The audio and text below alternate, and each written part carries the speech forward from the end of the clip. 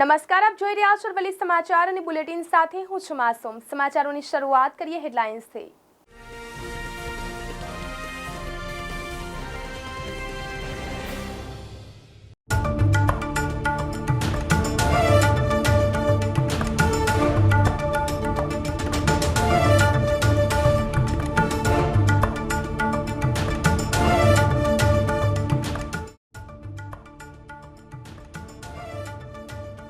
હાલોલ નગરમાં ઈદે મિલાદ પર્વની ઉજવણીને લઈને ચાલતી તડામાર તૈયારીઓ। નગરમાં રોશનીનો જમજમાટ જોવા મળ્યો।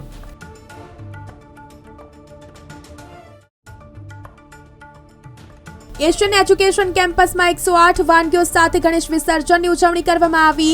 વિદ્યાર્થીઓ 108 જુદી જુદી વાનગીઓના અન્નકૂટ ધરાવીને ભગવાનનો રાજીપો પ્રાપ્ત કર્યો। બાગની 7 સોસાયટીમાં વૃક્ષારોપણ કાર્યક્રમ। સોસાયટીના રહેવાસીઓ અને કમિટીના સભ્યો દ્વારા વૃક્ષારોપણનો કાર્યક્રમ રાખવામાં આવ્યો।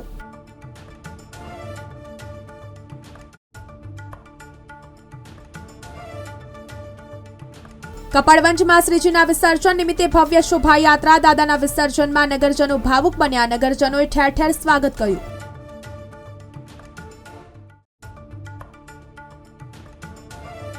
કપડવંજમાં ગણેશ વિસર્જન કરવામાં આવ્યું। શહેરના વિવિધ પંડાલોમાં શ્રીજીના વિસર્જન માટે લોકોમાં ભારે ઉત્સાહ જોવા મળ્યો।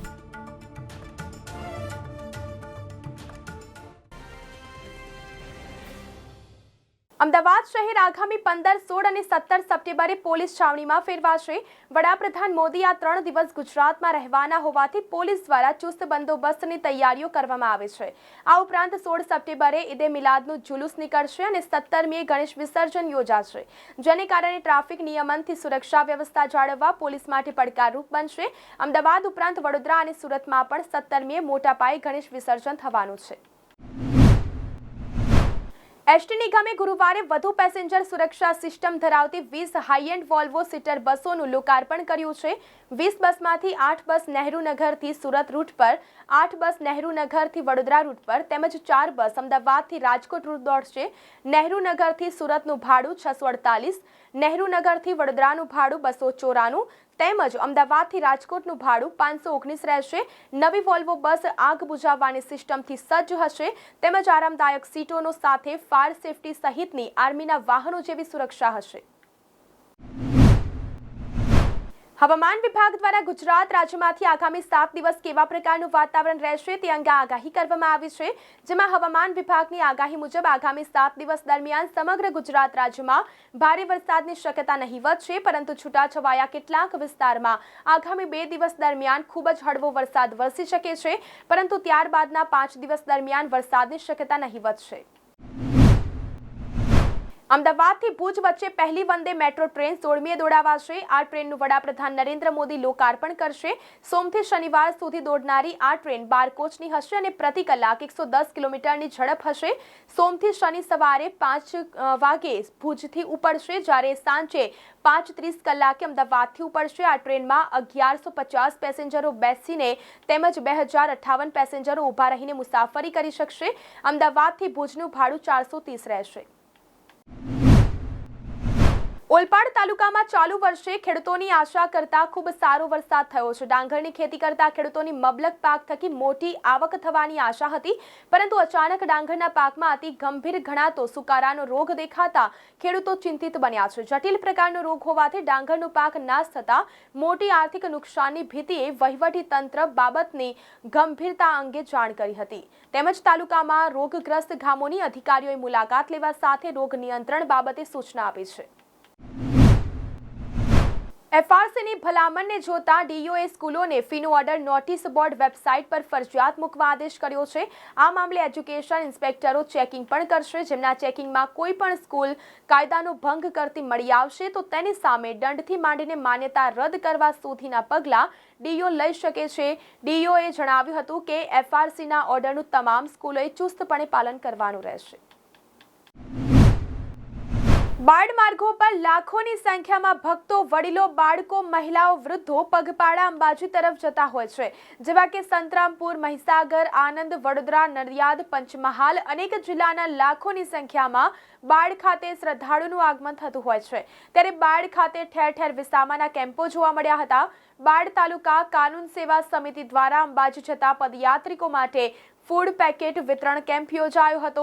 બાયડના જૂના બસ સ્ટેશન ખાતે આ કેમ્પ યોજાયો હતો, જેમાં બાયડ કોર્ટના જજ આરવી ચાવડા તેમજ કોર્ટના ક્લાર્ક, સિનિયર સ્ટાફ, વકીલ આ કેમ્પમાં ઉપસ્થિત રહ્યા હતા। આજ રોજ નામદાર બાયડ પ્રિન્સિપાલ સિનિયર સિવિલ જજ સાહેબના આદેશથી અંબાજી જતા પદયાત્રીઓ માટે એક સેવાનું આયોજન કરેલ છે। એ નિમિત્તે બાયડ તાલુકા કાનૂની સેવા સત્તામંડળના વકીલશ્રીઓ તેમજ સેક્રેટરીશ્રી અને સહકર્મચારીઓ ઉપસ્થિત રહી અંબાજી જતા પદયાત્રીઓ માટે સેવા માટે ઊભા રહેલ છીએ। કપડવંજથી સમાચાર આવી રહ્યા છે। કપડવંજમાં ગણેશ વિસર્જન કરવામાં આવ્યું। શહેરના વિવિધ પંડાલોમાં શ્રીજીના વિસર્જન માટે લોકોમાં ભારે ઉત્સાહ જોવા મળ્યો। ઠેર ઠેર શ્રીજીનું લોકો દ્વારા સ્વાગત કરવામાં આવ્યું હતું। અનેક વિવિધ ઠેકાણે શરબત પાણીની વ્યવસ્થા કરવામાં આવી હતી। શહેરના સંગમ નદીમાં વિસર્જન કરવામાં આવ્યું તો વિશાળ સંખ્યામાં ગણેશ ભક્તો ઉમટી પડ્યા હતા। તો પોલીસ તંત્ર દ્વારા, રેવન્યુ તંત્ર દ્વારા અને નગરપાલિકા દ્વારા સંગમ નદી કિનારે બંદોબસ્તની વ્યવસ્થા કરવામાં આવી હતી। કપડવંજ પોલીસ દ્વારા ડ્રોન કેમેરાની મદદથી બાજ નજર રાખવામાં આવી હતી। તો પોલીસ સ્ટાફ 250થી પણ વધુ પોલીસ જવાનોનું તેમજ રાખવામાં આવ્યા હતા। કપડવંજમાં ગણેશ વિસર્જન કરવામાં આવ્યું, જ્યાં શહેરના વિવિધ પંડાલોમાં શ્રીજીના વિસર્જન માટે લોકોમાં ભારે ઉત્સાહ જોવા મળ્યો હતો। કપડવંજમાં શ્રીજીના વિસર્જન નિમિત્તે ભવ્ય શોભાયાત્રા દાદાના વિસર્જનમાં નગરજનો દ્વારા કાઢવામાં આવી હતી। નગરજનો ભાવુક બન્યા હતા તો નગરજનોએ ઠેર ઠેર સ્વાગત કર્યું હતું।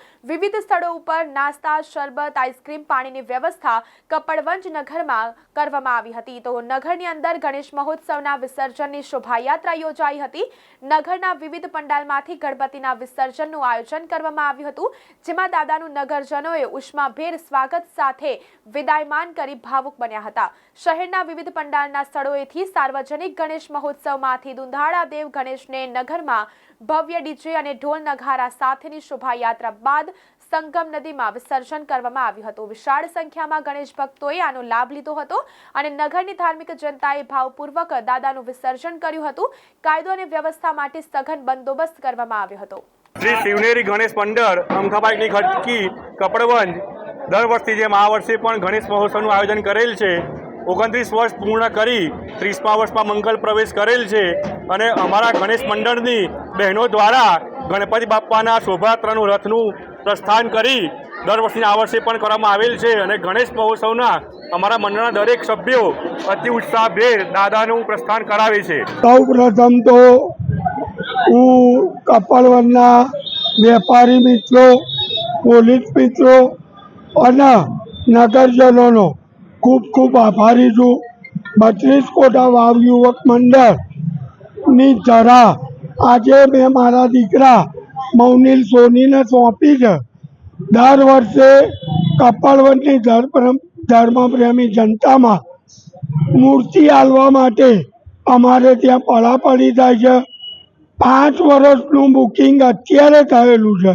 અત્યારે જે શોભાયાત્રા નીકળી છે એની અંદર કપડવંજના તમામ ગણેશ મંડળો ગણપતિ દાદાની મૂર્તિ સાથે કપડવંજના નગરજનો ભવ્ય શોભાયાત્રા સ્વરૂપે નીકળશે અને સંગમ નદીએ ગણપતિ દાદાનું વિસર્જન કરવામાં આવશે અને કદાચ કપડવંજની અંદર સૌથી મોટો તહેવાર તરીકે જો ઉજવાતો હોય તો આ ગણપતિ મહોત્સવ છે અને અમારે આજે 40 વર્ષ પૂર્ણ કર્યા છે એનો અમે ખૂબ જ આનંદ અનુભવીએ છીએ। આભાર। આજે અરવલ્લીની ટીમ કપડવંજ ખાતે પહોંચી છે। ગોજી બાવલે ખાતે આજે ગણપતિ વિસર્જન થઈ રહ્યું છે, ત્યારે આજે ગણપતિ વિસર્જન થઈ રહ્યું છે, તો તેને લઈને શું પ્રતિક્રિયા છે? અમારા કપડવંજ ગામમાં આજે ગણપતિ દાદાનું જે વિસર્જન થઈ રહ્યું છે, આમ તો દુઃખ થાય છે કે ગણપતિ દાદાને વિદાય આપવાની છે, પણ ખરેખર બહુ જ ભક્તિમય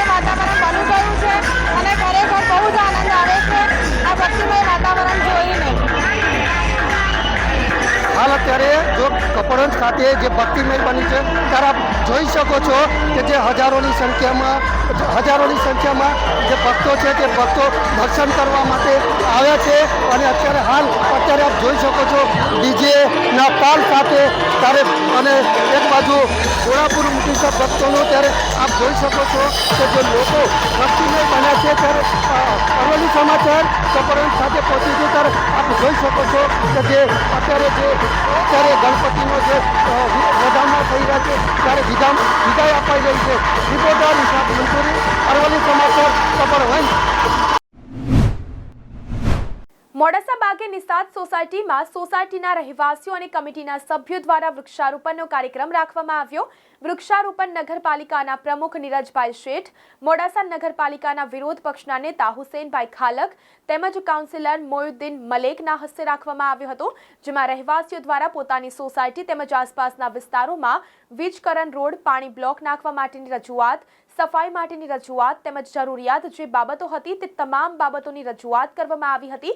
પ્રમુખે અને નગરપાલિકાના વિરોધ પક્ષના નેતા હુસેનભાઈ ખાલક અને મોયુદ્દીન મલિક સહકારાત્મક રજૂઆત કરી હતી.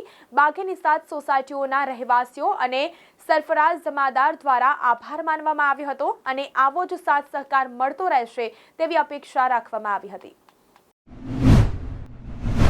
શાળા કોલેજોમાં ગણેશ ઉત્સવનું આયોજન આ સમયમાં છેલ્લા કેટલાક સપ્તાહો દરમિયાન કરવામાં આવતું હોય છે, જેમાં વડાલીના એશિયન એજ્યુકેશન કેમ્પસના યુવા પેઢીની ભક્તિ, નિષ્ઠા અને સર્જનાત્મકતાએ સમગ્ર જિલ્લામાં વિશેષ ધ્યાન દોર્યું છે.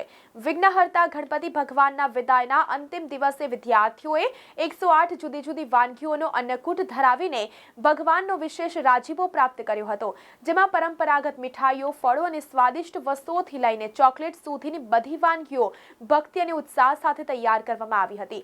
ઉજવણીનું સમાપન વિસર્જન શોભાયાત્રામાં થયું હતું, જ્યાં ભગવાન ગણેશની મૂર્તિને ગણપતિ બાપ્પા મોર્યાના નારાઓ વચ્ચે લઈ જવામાં આવી હતી.